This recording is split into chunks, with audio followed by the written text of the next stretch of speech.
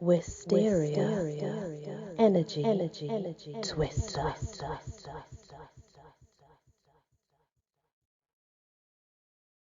Hello everyone, welcome back to my channel and the Encyclopedia of Fairies and all things Fae.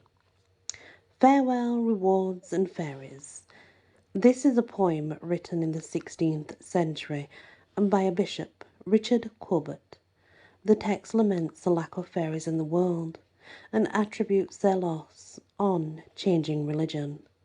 The concept expressed reflects a wider theme seen across the centuries of the retreat of the fairies from this world. Farewell, rewards and fairies, good housewives now may say, for now foul sluts and dairies do fare as well as they.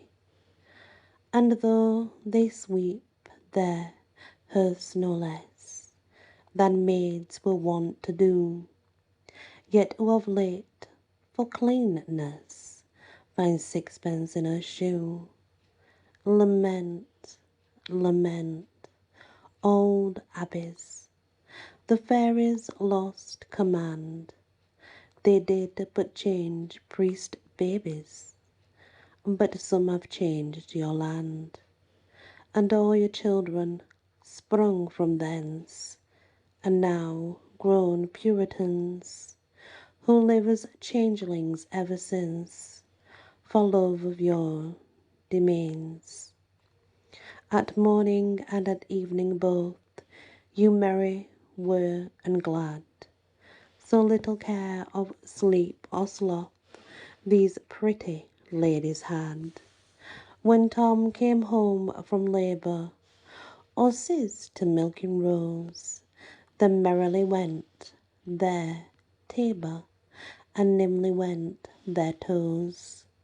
Witness those rings and roundelays of theirs which yet remain, were footed in Queen Mary's days on many a grassy plain.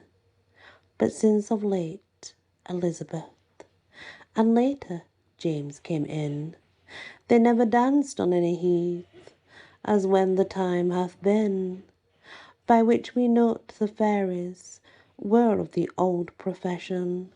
Their songs were Ave Maris, their dance were procession.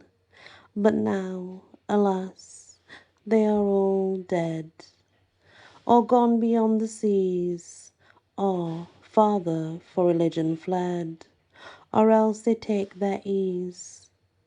A tale in their company they never could endure, and whoso kept not secretly their mirth was punished sure. It was just and Christian deed to pinch such black and blue, and how the Commonwealth doth want such justices in you. And that's actually how they went back in the day. Ballads, poems, they were very different to what they are now because they were kind of an old English language. Next we are on Fia Dearg, a fairy whose name means red man, plural Fir Dearg, who is described wearing red clothes and a red hat. Some sources say he is a giant, others that he is human size, and others that he stands about 2 feet tall. Crocker mentions that Fia Dearg has an unusual voice which can sound like a variety of sounds, from waves to birds to angelic music. Yeats claims that he devotes all his time to tricks of a gruesome nature, and puts him as part of the group including the leprechaun and the Clorichan. Crocker is somewhat kinder in his assessment, comparing the Field Dearg to the English Puck or Robin Goodfellow, and regulating his pranks to mischief. In contrast to these versions of the Field Dearg, there is another which appears in folklore named the Field Dearg, not for his clothes, but for his red hair. This Field Dearg is a human man who has been taken by the fairies as a captive, and gives aid and useful advice to other captives, sometimes helping them to successfully escape while he remains trapped forever in fairy. 1976, Briggs. Very interesting indeed. And when it says red hair, it obviously could just mean ginger hair. It does not have to mean red. The Fenodiri, a Manx fairy who is known to be helpful around farms, generally beneficial to humans, although somewhat wild. The Fenodiri would sleep among the sheep when it was cold, as he shunned the use of clothing and was terribly offended by any offer of it. Like some other types of fairies, any gift or clothing would drive a Fenodiri off, and the fairy would never be seen again. If a family were in his good graces, however, he might come out at night and help with the threshing while everyone slept. Like a brownie, I guess. That's what they're saying. A fetch. A concept in England that is rather obscure in nature. The fetch in folklore is a copy or duplicate of a person which appears as an ill omen, usually of death. Also called the wraith or double, the fetch would be seen by the living person or those who knew them, generally right before they died. In more recent material, the fetch has been given many of the qualities and the abilities of the Fergia, although in older folklore it is clear that the fetch or wraith was only viewed as a death omen.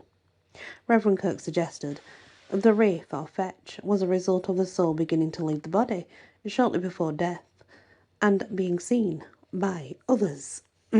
It's also important to note that though we may come to think that this could be also a doppelganger, it's not so.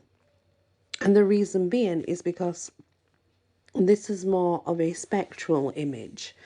The belief of fae, like I say, fairy, means multiple beings. It even means spirits. So that's where you get the name from. The fact that we're not looking at fairy as one little being. We are looking at the actual meaning of the word, which is multiple beings from an other world or otherworldly magical beings. Therefore, that's why the spirit of another person would come into it and be given that particular name. Thank you for listening to this episode of The Fae. Please hit that like, share if you can, and do consider subscribing. It really helps the channel and it's completely free. Many blessings. Wisteria. Energy. Twister.